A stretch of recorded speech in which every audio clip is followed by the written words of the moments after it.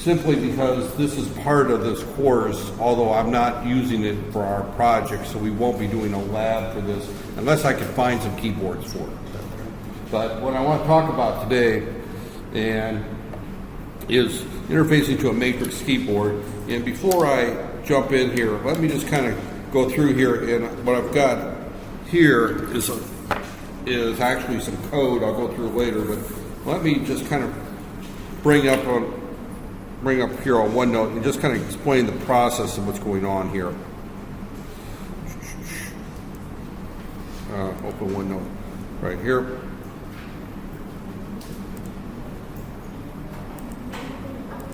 Right here.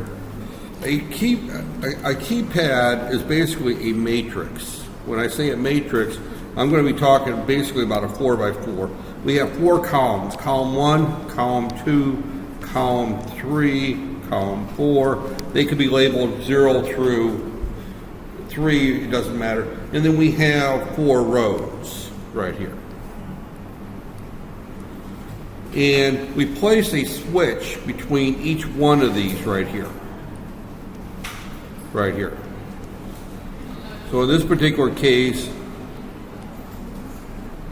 what I've got is, we'll just do 1 row here. Get 1 column here. What I have here is I can have 16 different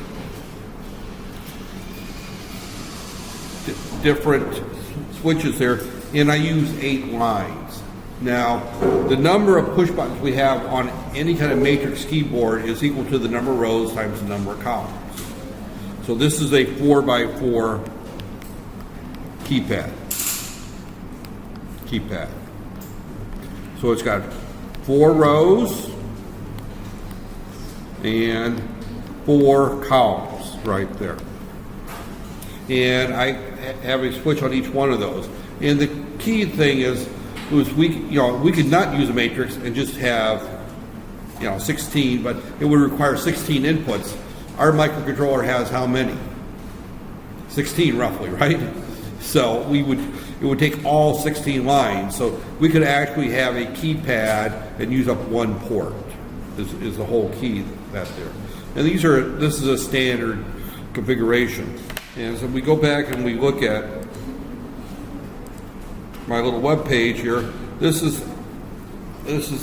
probably a better drawing than what I did right there. And I will put a link to this web page actually on the e-learning site right there. But and the reason I'm using this web page is this web page is actually designed to use with the compiler we're using. So if you look at this web page, it's interfacing keypad with 8051 microcontroller using the Kyle C compiler right there. So this is the exact microcontroller we're using. We're using an 8051 and we're using the Kyle compiler. The Silicon Labs, I don't know if I mentioned it earlier, when we do the compile, it actually goes out and uses a compiler written by somebody other than Silicon Labs. And Kyle is just a generic. We're using the preview version of the compiler, which limits us on your code size. And if you buy the full version of the compiler, it's about 10,000 RM. So you can guess why we're not using the full version of the compiler. We're using the student version that limits us to code size of 4K. So far, our largest program has probably been about 200 bytes. So we've come nowhere close to 4K in program size. So as we're looking at the keypads, they're basic. This is a configuration. And the secret here is that what we do is we go through and we don't do it randomly, we do it in a nice neat little pattern, is we take all the lines either high or low but 1, and then we read the inputs and see whether they're high or not there. And what we're looking for is a key press. And what we want to know is not only is whether a key is pressed, but we want to know which key is pressed. Obviously, if I want to just check for a key press, I can take all 4 columns low, and then I can read the inputs, and if any of those inputs are low, then we know a key has been pressed. And normally with the 8051 is that if we don't tie a row or a column to low, it normally floats high because of the weak pull-up resistor inside the microcontroller. If you remember when we talked, one of the options with the crossbar is to enable weak pull-ups, and those pull-up resistors will make sure that the input is float is high if we don't tie it to anything. So what we normally will do is we will write all ones to either a column or a row, and I'm not sure which one this is going to do.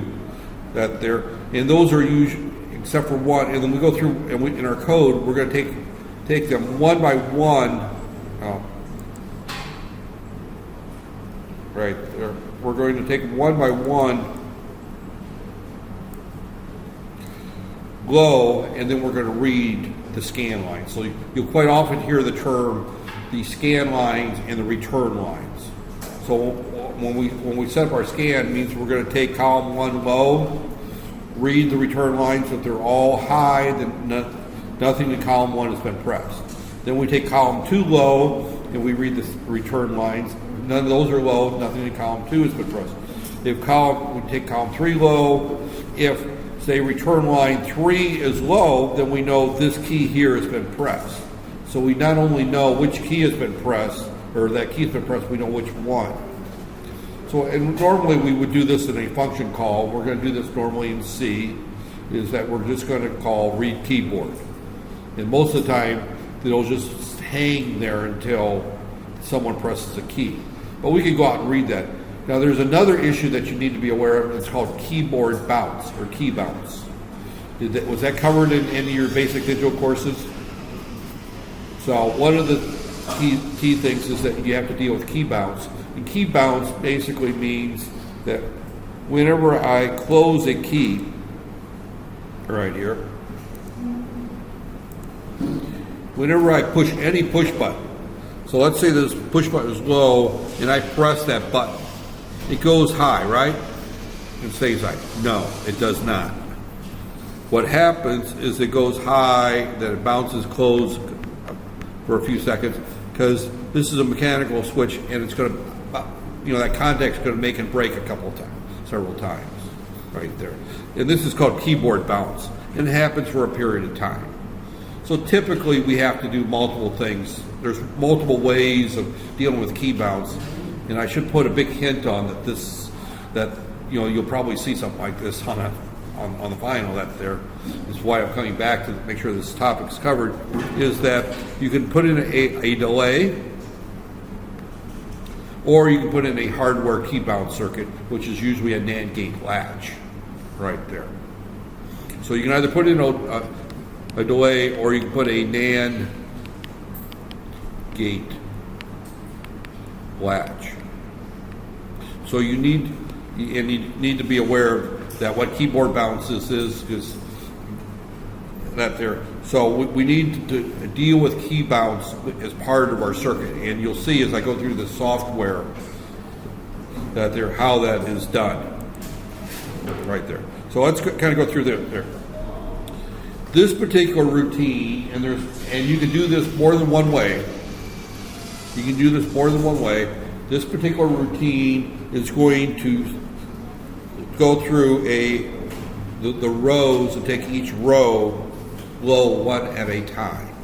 And it's going to read, and this particular circuit right here, and here, as we're looking here, this is our 8051 here. This particular circuit is using port 1 right there. So our keypad is placed on port 1, and the only part of the circuit that I'm worried about is just this part right here. Right there.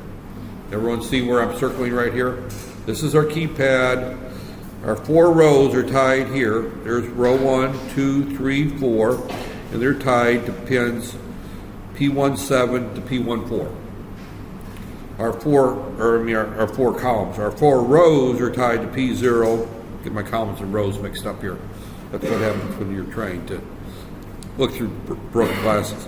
But our rows is A row, B row, C row, D row, and that's tied to port 1.0, 1.1, 1.2, 1.3. Our return lines are rows, and they're 1, 2, 3, 4 in this order, and they're tied here. Pin 1 is tied here to P1.4, all the way to pin 4. Row 4 is tied to P1.7. So that's what you need to be aware of as I go through the software. This is the way you would connect up a 4x4 matrix if we wanted to put a keypad to our system right there. So, get there. So again, this goes through the normal. This is not necessarily our processor. This is using an Atmel processor, but again, it's the Atmel 8051, the Silicon Labs 8051 are very similar processors right there, especially in terms of what we're interfacing here. So again, there you can change the required frequency. That none of this that there, some of this discussion deals with the LCD, and we'll come back and talk about the LCD in next week. That there. So, and I should point out that these lectures are really geared toward subjects that are part of the syllabi that have to be included in the final exam. So, these fill-in lectures are a huge hit.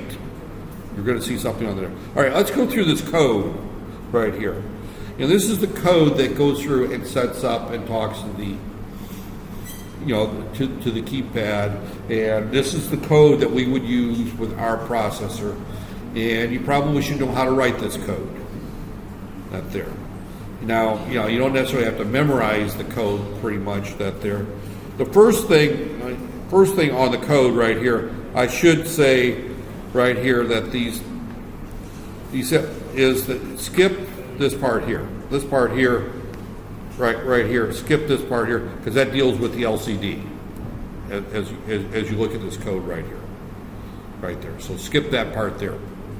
So we're only worried about the keypad, and right here, this code right here is just set up, and all it does is define those rows in that column. You shouldn't have to memorize that, but if you look at the schematic, and the schematic you need to understand, right here, as we look at our schematic, right here, we're tying our rows to our first 4 bits of P1, right there. There's our rows, A through C. They're tied to these 4 bits here. And here's our columns right here. They're tied to the next 4 bits. So as we go back and we look at right here, all this is saying is that row 1 is tied to P1, bit 0, row 1 to row 4 are tied to P1, 0 through 3, column 1 through column 4 are tied to 4 through bits 4 through 7, right there. So that's basically setting you up on how you would, defining your pinouts for this configuration. Not there, not difficult. The next thing that we've got here is a function that there, and this function is something that all of this is a delay. We used it for blinking, right there. Only we did an assembly for blinking, right? This is just a nested loop, and we say for J is, we go through this 100 times, and we go through the outer loop, however many times we pass it. This is a delay. It's going to delay. Why do we need the delay? Key bounce. So every time we see a low on a return line, we're going to call a delay just to let that debounce cycle pass, right there. You can also do it in hardware, right there. Typically, just keep in mind that you can do it in hardware, right there. You don't have to, right there. There's 2 ways of dealing with delays: hardware or software. Software means you normally just have a delay routine. Okay. And all we're going to do, and this is a very straightforward process, all we're going to do here is we look at this here, and we're going to repeat the same set of code 4 times. We're going to change it right there. We're going to repeat this 4 times. And all we're doing here is, if you look at the first part here, is we're setting the 4 columns high. Now, you don't necessarily have to do that part, but it doesn't hurt. Whenever you set a port high on the 8051, you're essentially setting it as an input port, and you could tie it low. So all we're doing is we're saying that C1 through C4 are high. We're going to read those ports. And then we're going to set row 1 low and rows 2, 3, and 4 high. Then we read right here the 4 columns. We just set them high.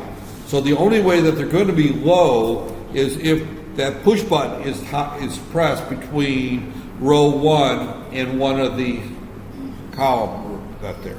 Because as we go back and we look at row 1 right here, here's row 1 right here.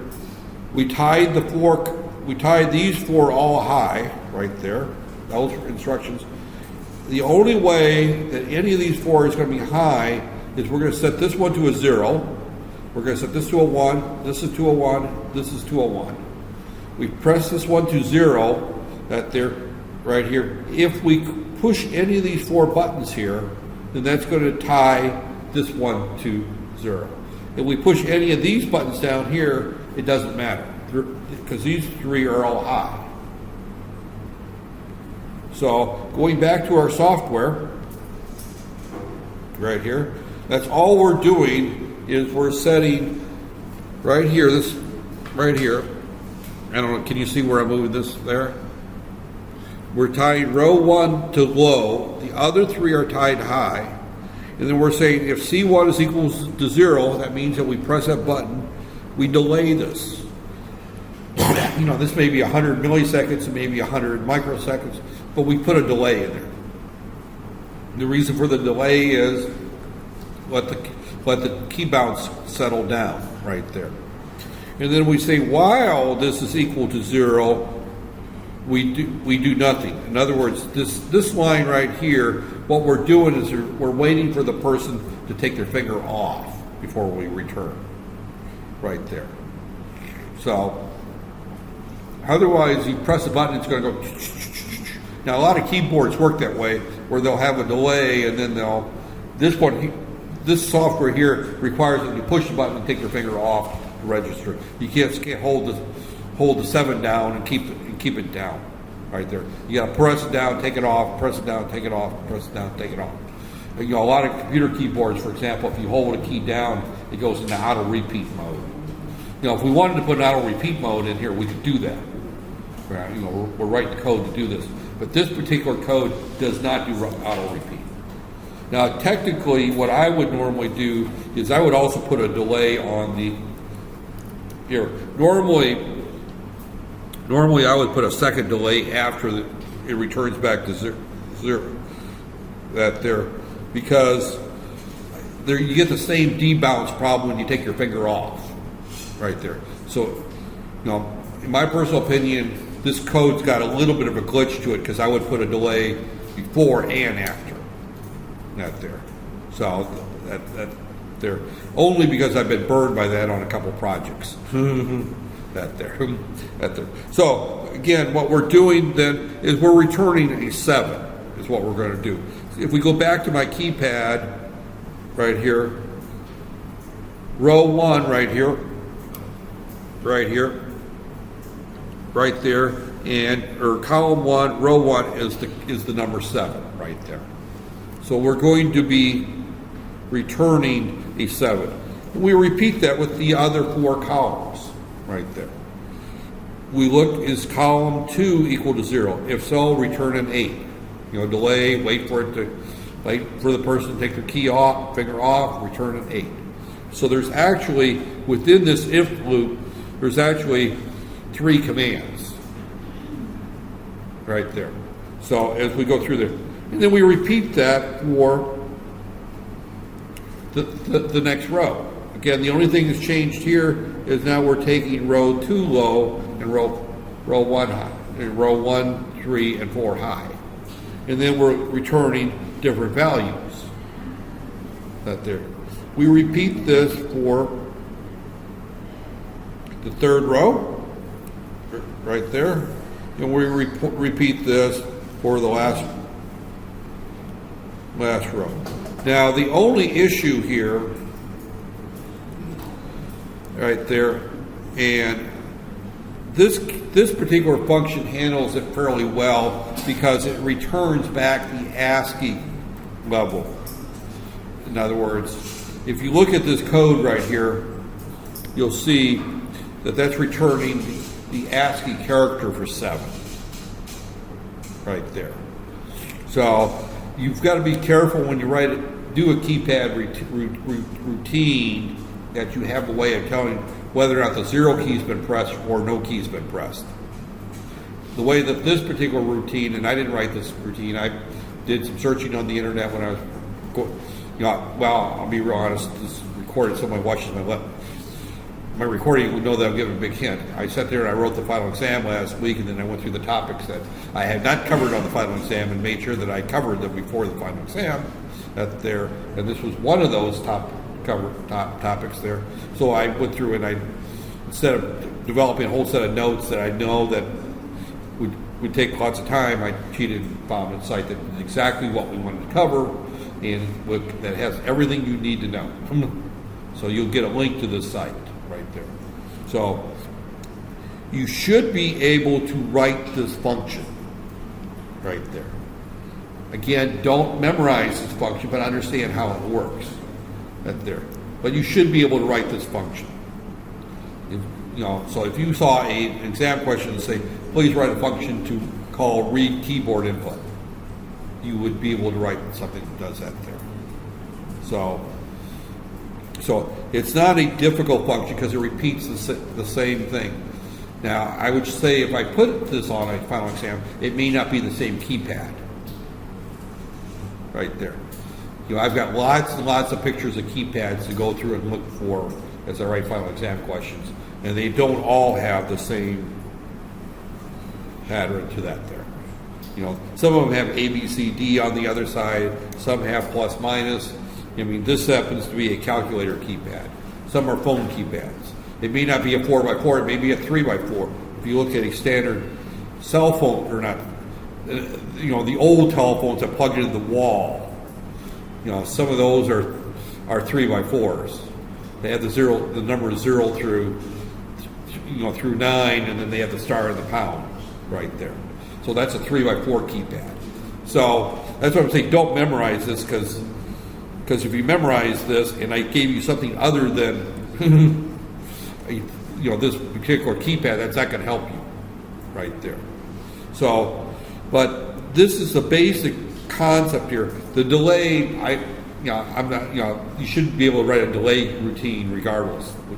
That's a set of nested loops that there. Don't worry about these, these declarations. These again, you should be able to do. That's part. We've been looking at that there and see. So now, as you look at the main routine of this here, basically all this here is. This is the only place it's called. A lot of this code is setting up the LCD, and they don't have the LCD code in here, but there's another function that goes with this on the LCD. The only thing that this does here is that this goes through and it reads the keypad right here, while P is equal to C and whatever that there P is equal to C. This goes through, C is going to go through and read the keypad and return the value C. This right here, you see that not sign? That simply means that this thing returned, that function called a 0 back. That's what this is. And C is a key, and what it's going to do is it's going to, right here, while not, this is probably the easiest way to do this. Actually, this is where they handled that second delay that I talked about. They're doing it in main. I personally would do it there. But this particular function here, ignore this. This is just writing to the LCD. This says while not C equal to read keyboard. Read keyboard is that function we're talking about. If a key is not pressed, this function returned back a 0 right there. Everyone see the last line of this function right here? It returns a 0. If a key is pressed, it's going to return back the ASCII value of whatever key is pressed. So this function this call right here hangs until a key is pressed. It just hangs there. And then it says P equal to C. It says, well, P is equal to C. In other words, until that key has been changed, until someone presses a different key. You know, there's a little glitch on this particular one here that if I press the same key twice, this won't register it twice. So this particular code's got a little glitch to it as well. All this is just right into the keypad, and then it just simply goes through and it reads the keyboard right here. But the first thing it does is it sets the cursor, and then it writes whatever char to the LCD. So this particular program is actually talking to a liquid crystal display, and if I get my hands on some keypads and liquid crystal displays, this is definitely going to become a lab right there. Unfortunately, I don't have a lot of components here. I did find a place where I could buy them though, but I don't know if I got time to put it together between now and that's there. It's actually a very easy. You don't want me to do it, huh? You don't want me to rush down to John Posser and buy. In the process of buying these components is a pain in the neck here.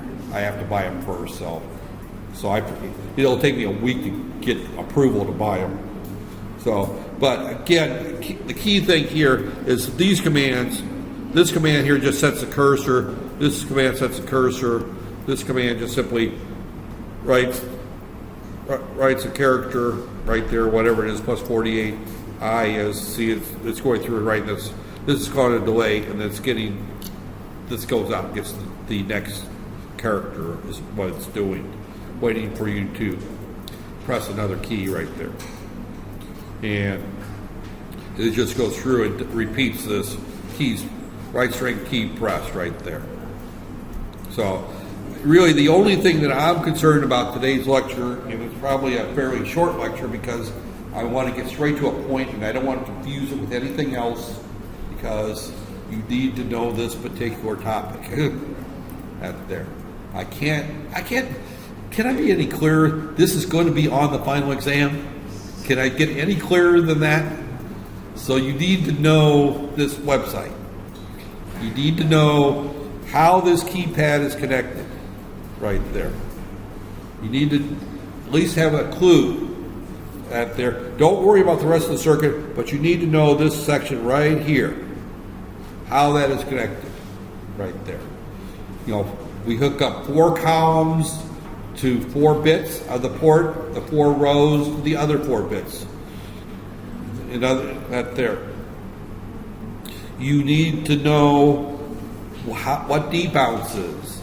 How do you defeat debounce? I gave you 2 methods. One is with a delay function, which is included in this routine. The other one is using a hardware circuit.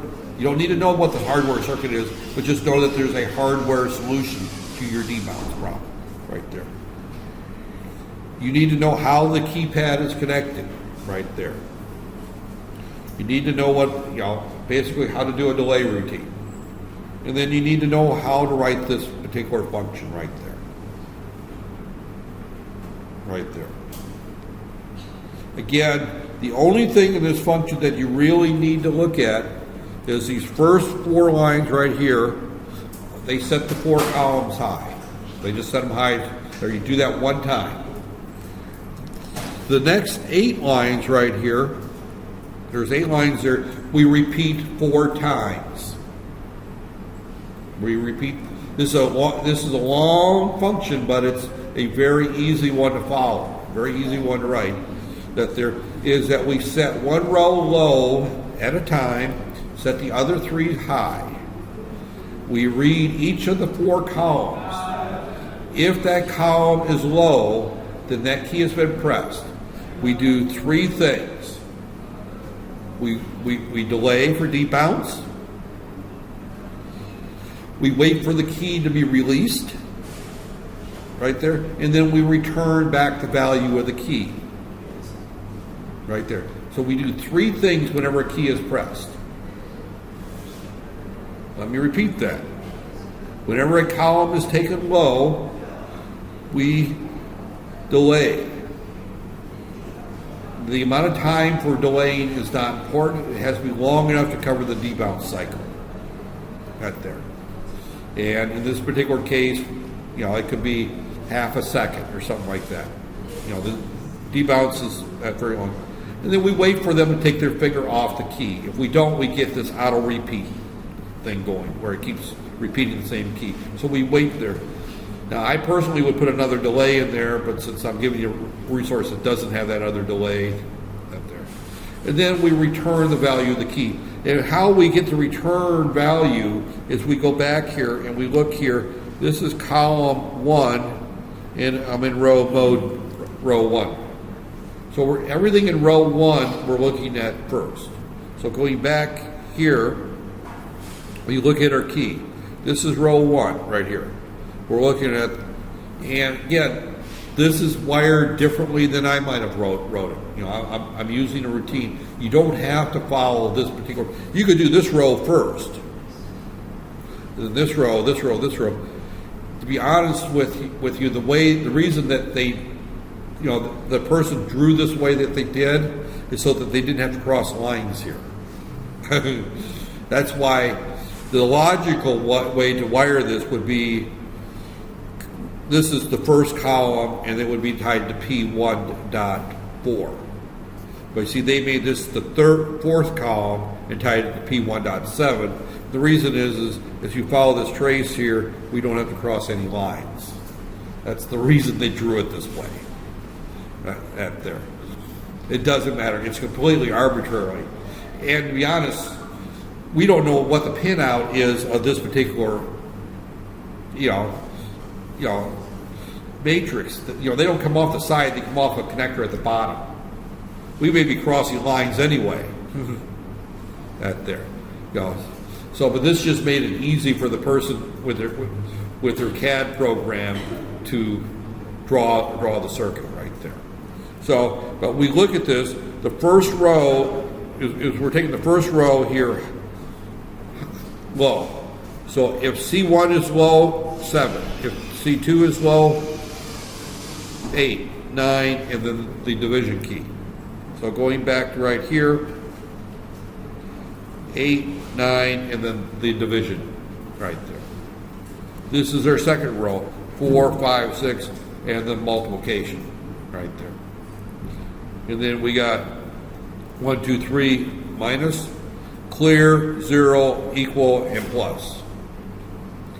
Now, obviously, if this was going to be a course project, then, we could make a full calculator with this. Right there. In other words, we would then write the finite state machine that would then go through, and we could do this as a finite state machine. And essentially, that there, it's just that I'm cheating here a little bit. I think this is easy enough to understand. That there. Any questions on this? At there. We're going to continue in the lab. Tomorrow I'll talk a little bit more about where we're going with the washing machine. You should, at this point, have the delay routine working, right? Or close to it. At there. And then we'll talk about how we set up the finite state machine. Right there.